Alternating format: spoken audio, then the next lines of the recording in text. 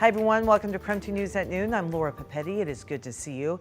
And we begin with this coming in new at noon. We are hearing from President Biden after his son Hunter was found guilty this morning on 3 felony gun charges. The jury came to their decision just after deliberating for about 3 hours. Nicole Saganga has reaction and a look at the sentence that Hunter Biden could now face.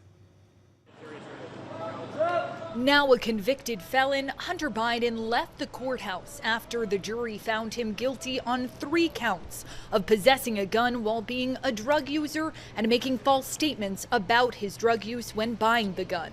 No one in this country is above the law. Everyone must be accountable for their actions, even this defendant. During 6 days of testimony, the jury heard from a parade of witnesses, including members of the Biden family. Jurors also heard audio excerpts from Hunter Biden's memoir.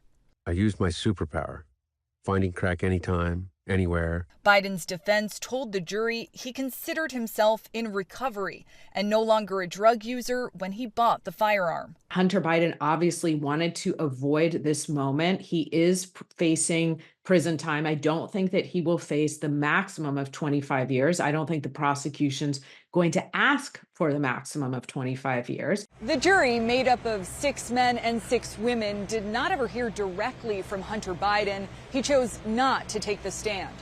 Hunter Biden's wife, the First Lady, and other relatives were fixtures in the courtroom, showing up to support him. In closing arguments, the prosecution urged the jury to ignore them and the media, adding, "People sitting in the gallery are not evidence."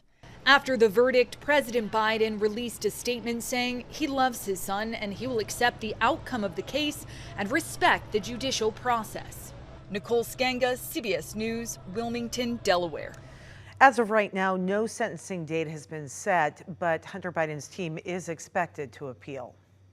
It is 12:02 right now. We're going to take a pause on the day's news and talk about the weather, because the weather is the news at this hour as winds are starting to pick up and they may impact your afternoon. Meteorologist Thomas Patrick has the very latest on what we can expect. Thomas. Yeah, good afternoon, Laura. I can definitely tell that the winds are starting to pick up. You're going to see my tie kind of flapping around in the wind here. Now, it's still going to increase and accelerate into the rest of this afternoon. So we're under wind advisories from 2 to 8 o'clock today. Wind gusts up to 45 miles per hour, starts to hit that threshold where either minor tree damage is possible, some power outages could result from that. Could also get some blowing dust, and on top of all that, we do have heightened fire danger because it is a dry, warm, and windy afternoon. So no campfires, no bonfires for today. You'll definitely want to save that for another day. It is warm and expected to be the warmest day of this week. We're at 78 right now. Expected high at around 83 for this afternoon as those wind gusts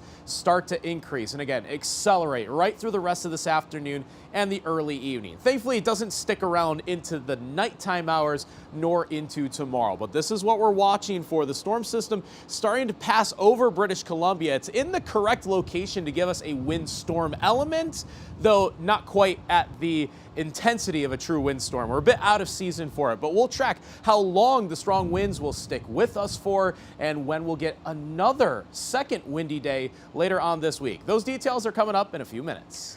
Thomas, thank you so much. Well, as construction season continues, drivers today should prepare for some new road closures on Spokane Road, and some of them will have a really big impact in that area. KREM 2's Brandon T. Jones has a look at what roads are closing and what routes you should now use. Yeah, well, if you take a listen and look around, you can hear and see all the signs of that road work taking place here at Spokane Road. This has been going on for quite a few weeks as the dust picks up into the sky, but then also as of today, there's a full closure just south of this retail area where we're standing at down to Cedar Road. That means neighborhoods like Eagle Ridge and the Qualchin area will be impacted. And as a reminder, the current project is focusing on supporting water capacity improvements in the area.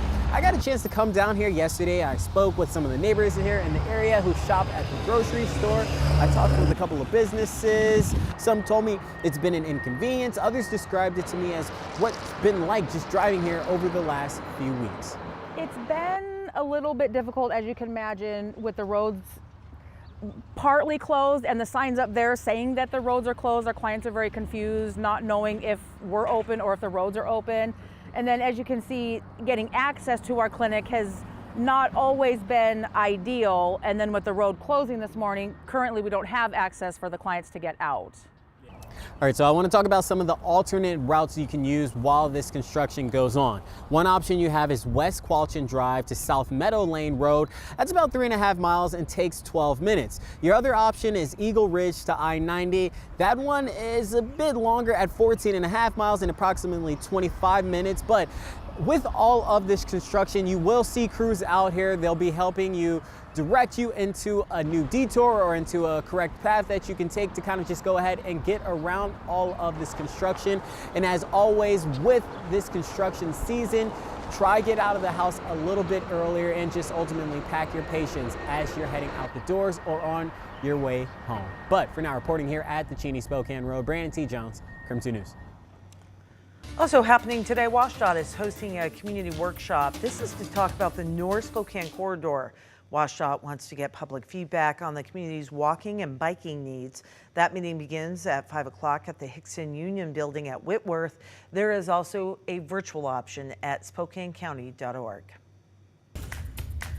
This is coming in new at noon. Washington Governor Jay Inslee just announced a directive affirming the right to emergency abortion care at hospitals within the state of Washington. The governor is directing the Department of Health to clarify that Washington state hospitals must provide abortion services. So here in Washington, we are going to continue to support a women's right to health. We're going to continue to fight for access to reproductive health services, and we're going to continue to protect the privacy of women's right to health care in the state of Washington. And of course, this move comes as the U.S. Supreme Court is set to rule on an abortion case in Idaho. The Washington directive would require hospitals to treat patients who need medically necessary abortions as a complication of either pregnancy or labor. We have some new numbers to show you. The number of homeless people in Spokane County has decreased in the past year. The annual point-in-time count revealed just over 2,000 people are unhoused, and that's down about 15% from nearly 2,400 people counted in 2023. It is the first year-to-year decrease in 8 years. The survey also showed a big decrease in the number of unsheltered people, that number dropping from 955 last year to 443 people in the most recent count.